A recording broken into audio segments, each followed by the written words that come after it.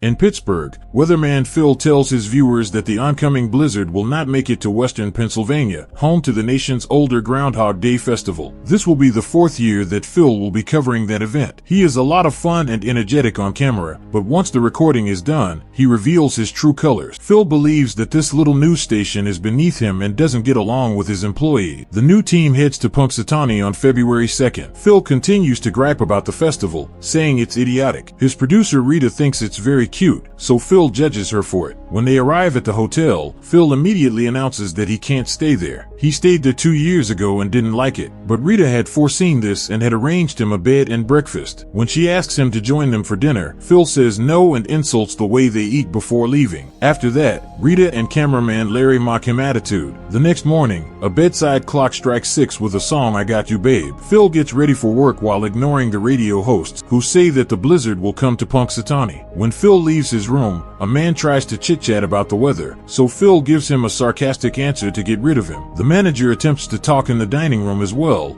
and mentions the blizzard. Phil does a full weather report on her in his most sarcastic and annoyed voice, creating a very awkward situation. The manager is still nice and asks himself if he'll check out today, and he tells him that there is a 100% chance that he will check out today. On the outside, Phil is pretending to look in his pockets for some change for a man who is homeless, but he doesn't give him any. Phil is approached by a very enthusiastic man who greets him like an old friend, but he doesn't recognize him. His name is Ned and they were in school together. He speaks a lot, so Phil walks away, but Ned follows him and continues on talking. When Ned tries to escape by crossing the street, he steps on a puddle. Rita is enjoying herself at the festival, but Phil complains as soon as he gets there. They start their report and Phil explains how the ritual works for the camera. If the groundhog doesn't see his shadow, then there will be 6 more weeks of winter. Otherwise, they will have an early spring. The hosts take the groundhog and pretend to talk to him to then say they'll have more winter, which the crowd boos. Phil turns the camera again and makes a sarcastic comment on how exciting the day has been. Rita asks him to try again with a better attitude, but Phil refuses and leaves. When the team tries to go home, they discover that the blizzard has arrived and the highway has been closed. Phil becomes angry and heads to argue with the state trooper, not wanting to accept that his prediction was incorrect and that this is nothing more than a few flakes. The trooper will not open the road and sends him back. Then Phil attempts to call the weather department, but all the long distance lines are down. A man accidentally smacks with a snow shovel when he walks by. In the evening, Phil goes to a bar to grab a drink. Rita and Larry show up to ask if he wants to go to the groundhog dinner, but Phil insults them and chooses to be alone in his room. Phil attempts to take a shower and finds the water very cold and his temper is raised. The following morning, at 6 again, the same song plays and the radio man announces that the blizzard is on the way. Phil is confused when they talk about the festival, and he looks out the window. There is no sign of the blizzard, and it is even more confusing to him. The same man attempts to chat about the weather as he is leaving the room, but Phil pushes him against the wall and thinks maybe this is a joke. He asks the date, and the man replies that it's February 2nd, which doesn't make any sense. The manager also asks the same question about the weather in the dining room, and Phil says déjà vu. She asks him if he is checking out today, and he says there is an 80% chance that he will check out today. Outside, Phil sees all the locals going to the festival. The man who is homeless is in the same corner and Ned goes back to Phil with the same words. This time, Phil recalls his name and admits he is not feeling well before running, and steps on the same puddle. When Phil arrives at the festival, he asks Rita to slap him, which she gladly does. He tells her he's having a weird problem and that they need to talk, but Rita wants to finish the job first. Phil does the presentation and the groundhog's result is the same, so Phil leaves without finishing the report. Phil returns to his room and finds himself in another cold shower. Then he attempts to make a call, but the blizzard has come and the long-distance lines are not working. Before going to bed, he breaks a pencil and leaves it on the nightstand. The following morning at 6 o'clock the same song is playing. Phil checks the pencil and sees that it is still whole. He rushes out of the room, ignoring the man and the manager asking the same questions to quickly go outside. He walks past the homeless man on the street and pushes Ned on the puddle as he flees. During the festival, Phil tells Rita that he doesn't need to do the report, he has done it twice, and walks away without saying anything more. more. They then meet at a restaurant where they are shocked to see the dishes fall from a waitress's hands. Phil explains to Rita that he's reliving the same day over and over, but Rita doesn't believe him and thinks he should get his head examined. When Larry says it's time to go, Phil tells him that the roads are closed and he was wrong about the blizzard. Then Phil visits a doctor who does a bunch of tests and discovers nothing. Then he goes to a psychologist who can't help him either. Later, he heads to a bowling alley to talk to two locals and gripe about the situation, questioning why he can't be having a better day. The two locals are very intoxicated, so Phil offers to take them home. He asks them what they would do if there was no tomorrow, and they say they would do whatever. There's no consequences. Phil is excited about this idea and runs over a mailbox, and a police car begins to follow Phil. Suddenly Phil turns around and the cops have to swerve and crash into some garbage cans. Then Phil drives the car to the train tracks and the cops continue to chase them. A train comes into view in front of them, so Phil makes another quick turn, narrowly missing the train. He laughs as he announces he won't follow the rules anymore. As the number of police cars increases, Phil has the car run over a groundhog decoration. An officer immediately comes to the window and Phil pretends to order fast food from him. Minutes later he's locked up in a cell. Phil wakes up the next morning at 6 o'clock in his bed. He is now happy about the day and recites all the lines from the radio. He asks the manager in the dining room if cops are looking for him. When she says no, he kisses her. He also requests her to keep his room for another day. On the street, he says no to the homeless man without pretenses and punches Ned in the face. Today, he is reminded to not step in the puddle and he sees someone else stepping on the puddle. Phil eats a lot of sweet food at the diner, continues to drink coffee and even smokes. He also doesn't get startled by broken dishes anymore. Rita is concerned about his health, but Phil says he doesn't care about anything anymore. He eats like a pig, Rita says, using a quote to call him selfish and implying he'll die alone. When Larry comes to pick them up, Phil refuses to go with them. After they're gone, he approaches Nancy and asks her a lot of questions about her life, but leaves without saying anything. The next day is repeated and Phil finds Rita at the festival. He pretends they used to be in the same class together using the information he gathered and impresses her by saying he works on TV, which convinces her to go on a date with him. After the festival, they go to Nancy's house to get dirty. Phil keeps unconsciously saying Rita's name and when Nancy notices, Phil asks her to marry him. After a few resets, Phil has the incident of the woman distracting two guards at the bank perfectly memorized. Since he knows all their movements, he easily approaches the truck and steals a bag of cash, leaving before anyone could see him. Phil that night went to the movie theater in a fancy car and dressed up as a cowboy. He told his date that they were going to a costume party, so she is wearing a maid uniform. When Nancy walks by, Phil says hi to her, but she doesn't recognize him and ignores him. On another day, Phil asks Rita what she'd do if she only had one day to live, but Rita is confused by this question. Then Phil takes her to the diner and asks her lots of questions about her life. Rita answers most of them, but doesn't say if she's seeing anyone. Phil says he would like to be a man like her, and asks her what kind of men she likes. So, Rita lists all the characteristics she looks for. Phil believes they apply to him, but she can't believe it. On the next repetition, Phil discovers Rita's favorite drink, and orders it when the day resets to establish a connection. He is not very good with the toast, however, so he tries again and this time he mentions both Rita's drink and dedication to the toast, impressing her. Then Phil takes her to the best places in town. He keeps trying the day over again if he makes a mistake and corrects his answers. He even takes a little French to impress her. Some children throw snowballs at them one night as they are making a snowman. They throw some back and have fun until Rita falls. When Phil tries to help her, he falls as well and they almost kiss. After that they go to a gazebo and dance together for a long time, almost kissing again. As Rita heads off to the bed and breakfast, she confesses that today was an ideal day. Phil takes her into the house and they begin kissing on the couch, but Rita says she can't stay tonight and she'll see him tomorrow. Phil is desperate not to lose her in the reset and will not give up on her, kissing her, even saying that he loves her. They don't know each other very well, so Rita panics and discovers that today was just a ploy to get her into bed, as he called her friends to find out all her favorites. She believes that Phil will never love anyone because he loves himself too much and slaps him before leaving. Then Phil dates Rita a few times, but each night she slaps him and walks away. Eventually, he gives up and goes to the festival in an awful mood. On the next reset, he remains inside and drinks and watches TV, which is a nuisance to everyone else at the table as he knows the answers to the game show questions. As the day rolls on, Phil's temper worsens. Sometimes he goes to the festival and says horrible things for the camera. At other times, he breaks the clock. One day, While he was reporting, he says that winter will never come to an end while the groundhog sees his shadow. This makes him think that his loop won't end until he stops the groundhog. Following the festival, Phil kisses Rita's cheek and reminds her that they had a lovely day. Then he waits until the hosts are distracted and jumps into their truck and drives off with the groundhog on his lap. The police immediately begin to chase him, and Rita and Larry follow them in the van. Phil drives through the countryside for a long time, and then pushes the truck through a fence to get to a construction site. Phil drives toward the cliff and the truck explodes, leaving his co-workers and cops in awe. However, Phil doesn't die. He simply gets up in the morning at 6 o'clock to bed again. Undaunted, he begins to experiment with other ways to self-delete, such as putting himself in the bathtub with a toaster, walking into traffic,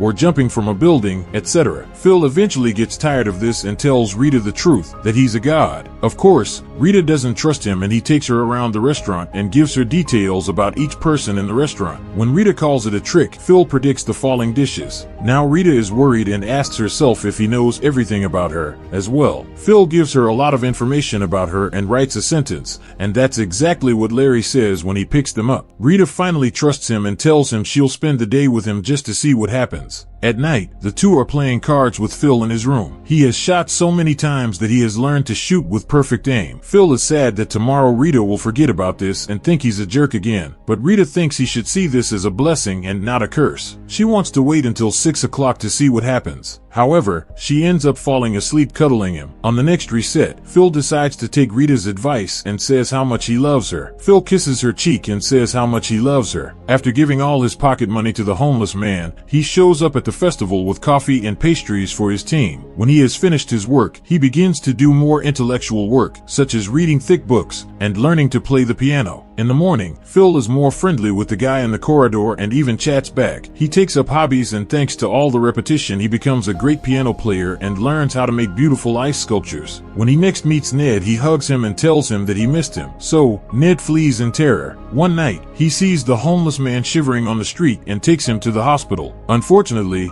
the old man dies anyway. During the next reset, Phil finds the man early and takes him to the diner to feed him. Sadly, the man drops still dead when they leave. The next day during the festival, Phil gives a beautiful speech to deal with his grief, which is admired by everyone. He refuses her offer of a cup of coffee, saying that he has some things to do. He then runs down the street to a tree and catches a falling kid just in time. This is how Phil spends the repetitions from now on, helping people. He changes tires for some old lady, performs the Heimlich maneuver on a man who is choking on his steak, lights Nancy's cigarette, and plays the piano at a party with a band. Rita is going to this party and she's impressed with Phil again. During his break, Phil dances with Rita, but they are constantly interrupted by all the people who Phil helped who come to thank him. The host says they're having a bachelor auction for charity, and Phil says he'll be a bachelor. All the women are competing for him, and Rita must pay nearly $400 to win. Larry also volunteers, but nobody is interested, and an old woman ends up getting him for 25 cents. Then Phil leads Rita outside, and he creates a nice sculpture of her, which she considers beautiful. Phil says that no matter what happens tomorrow, he's happy now because he loves her. They kiss and Rita admits that she is happy too. The next morning at 6 o'clock, the song plays again, until Rita comes along and moves to switch it off. Phil is annoyed. Still a bit unsure, he asks Rita about yesterday and she mentions the auction while they share some kisses. Then Phil looks at the window and sees all the snow from the blizzard. Feeling incredibly happy, Phil gets back in bed to celebrate with Rita. Moments later, the new couple comes out and Phil concludes they should move to this town together. Subscribe to watch more videos like this, leave a comment about your favorite movie, and we will make it next. Thanks for watching.